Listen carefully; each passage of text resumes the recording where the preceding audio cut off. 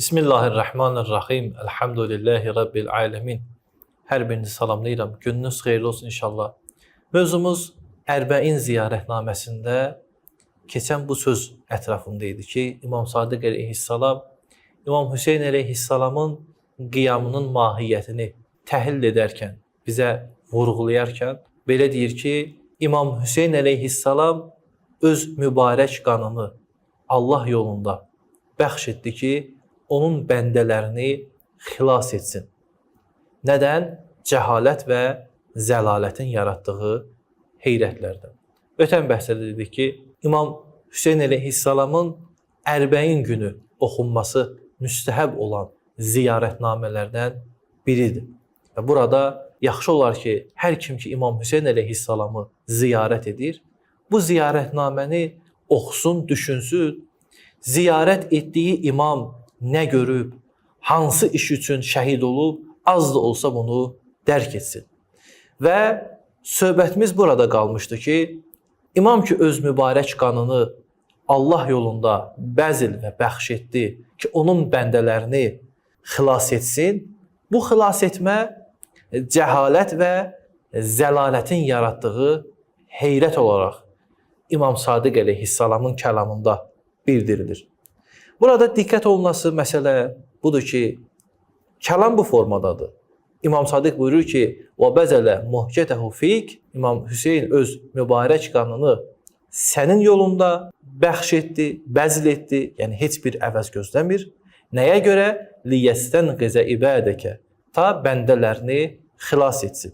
Nədən? مِنَ الْجَهَالَ وَحَيْرَةِ الزَّلَالَ Ərəb qrammatikasına əsasən burada min ibtidai qayət adlanır. Yəni, başlanğıc nöqtəsini bildirən. Yəni, insanları nədən xilas etdi? İnsanlar nəylə üz-üzə idilər? Hansı durumda idilər? Hansı çıxılmaz vəziyyətdə idilər ki, İmam Hüseyn əleyhissalam bu hərəkəti başladı? İmam Sadiq buyurur ki, onlar cəhalət və zəlalətin heyrətində idi. Burada İmam Sadiq əleyhissalam iki məsələyə işarə edir. Birincisi, insanın daxili dünyasında olan cəhalət, ikincisi isə xarici əməllə əlaqədə olan zəlalət məsələsi. İslam təlimlərində, İslam ədəbiyyatında cəhalət əsasən elmin qarşılığında yox, ağlın qarşılığındadır. Yəni, İslam təlimlərində cahil şəxs ola bilər həm alimdir, məlumatlıdır, amma eyni zamanda cahildir. Demək, İslam ədəbiyyatında cahil, yəni öz ağılını, dərrakəsini, təhlilini itirən şəxsə deyilir. Yəni, cahil kimdir? Cahil təhlil qabiliyyəti yoxdur, düşüncəsi yoxdur və imanı uğrunda hərəkət etmir. İslam ədəbiyyatında bu olur cahil və cahiliyyət bilirsiniz ki, İslamdan qabaq bir dövrə əhatə edir də. Niyə görə o dönəmə cahiliyyət deyilirdi? Çünki o dönəmdə ağıl ətrafında, ağıl əsasında, ağıl mərkəzində insanlar yaşamırdı. Hərə öz zövqünə uyğun yaşayırdı. Zövqə uyğun yaşamaq olur cəhalət. İlahi dəyərlər əsasında, ağıl müstəvisində tabe olana olur mədəniyyət və ağıl əsasında yaşamaq. Demək, İmam Hüseyn əleyhissalam İlk növbədə bu cəhalətlə mübarizə aparırdı, yəni ağılsızlıqla mübarizə aparırdı. Niyə görə?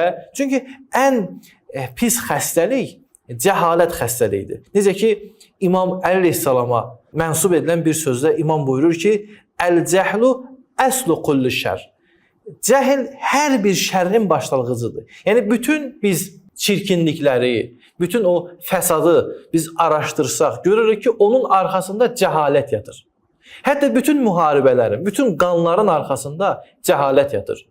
Buna görə mən əvvəl dedim ki, İslam ədəbiyyatında cahil heç vaxtı elmin qarşılığında deyil ki, bəlkə ağlın qarşılığındadır. Biz görürük ki, bu günlərin elmli şəxslər məzlum insanların başına bombalar yağdırır. Bu elmdir də, yəni o bombanı düzəltmək, o texnologiya sahib olmaq elm istəyir. Amma bu elm, alim olduğu halda cahildir. Bir insan başqa bir günahsız insanı öldürürsə, bu heç vaxtı ağıllı şəxs ola bilməz. Bu cahildir. savadlı cahil, məlumatlı cahil. İmam əleyhissalam ona görə deyir ki, əl-cəhlu əslu kullu şər. Yəni bütün ictimai faciələr və eyni zamanda bütün fəsadın arxasında cəhalət yatır. İmam əleyhissalam başqa bir kəlamında buyurur ki, əl-cahilu məyyitun və in kana hayyan. Cahil şəxs diri olsa da ölüdür. Niyə? Çünki bu hər hansı bir insani şuur əsasında yaşamır. Zövqə, səsə, nə bilim, trendə əsasən bu yaşayan, öz düşüncəsini, öz zövqünü dəyişəndir. Demək, İmam Hüseyn əleyhissalam ilk növbədə insanları bu cəhalətin girdabından xilas etmək üçün öz mübarək qanını Allaha verdi. İmam Sadiq sonra buyurur ki, وَحَيْرَةِ الزَّلَالَ azğınlığın yaratdığı çaşqınlıqdan xilas etdi. Zəlalət bilirsiniz nədir? Yəni, təsəvvür edin ki, bir şəxs istiqamətini itirib yola davam edir. Maşını sürətlə sürür və onun hər hansı bir getdiyi yerdən xəbəri yoxdur. O nə qədər sürətli sürərsə, bir o qədər məqsəddən uzaqlaşır. Və insan bu məqsəddən uzaqlaşdığı üçün artıq o qorxur, təşvişə düşür ki, mən hara gedəcəyəm. Zəlalətə düşən şəxs də bunun kimidir. O, hardan gəldiyini, harada olduğunu, hara getdiyini bilmir. Yəni, mənasız bir ömür sürür. Bu artıq əməl müstəvisindədir. Zəlalətin əksi artıq hidayətdir. Hidayət olunan şəxs hardan gəldiyini, yəni yaradılışının fəlsəfəsini və harada olduğunu, yəni yaşayışının fəlsəfəsini və hara gedəcəyini, yəni ölümünün mahiyyətini bilən şəxsdir. Demək, İmam Hüseyn əleyhissalam insanları iki əsas rəzilətdən xilas etdi. Bir, cəhalət, ikinci də zəlalət. Biri daxili bir durumdur, ikincisi isə əməli bir durum. İmam Sadiq əleyhissalam buyurur ki, mən şəhadət verirəm ki, ey Allah, sənin bəndən olan İmam Hüseyn öz mübarək qanını, sənin bəndələrini cəhalətin girdabından və zəlalətin heyrətindən xilas etmək üçün öz mübarək qanını verdi. Və sonda bir sual vermək istəyirəm və növbəti çıxışda inşallah çalışacağam bunun ətrafında müzakirə edəm.